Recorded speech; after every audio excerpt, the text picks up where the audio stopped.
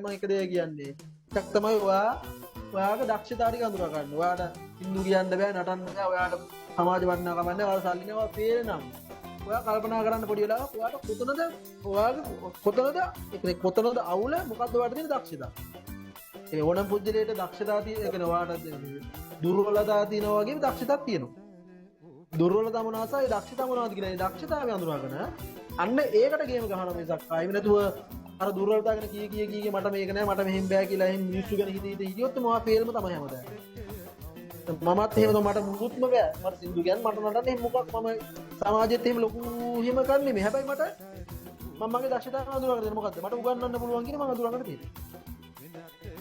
එහෙනම් මට දේවල් කිව්වොත් ටක් ගාලා තේරුම්නවා කියන මට තේරුම් කියනවා. ඒතර මම ඒක අඳුරගෙන තියෙනවා. ඒකට තමයි මම ඉන්ජෙක්ෂන් එක ගහලා දෙන්නේ. දැන් මම ඒකට තමයි වැඩ කරන්නේ. මම මගේ බිම් බලාගෙන මම කාටවත් මට මම ඔය කරලා දාද්දි එක එකයි මට මැසේජ් කරලා කියනවා මේක වැරදි කියන මාත් එනියන් අර වලියට වගේත් එනවා. මම කිසි කෙනෙකුට රිප්ලයි කරන්න යන්නේ නැහැ.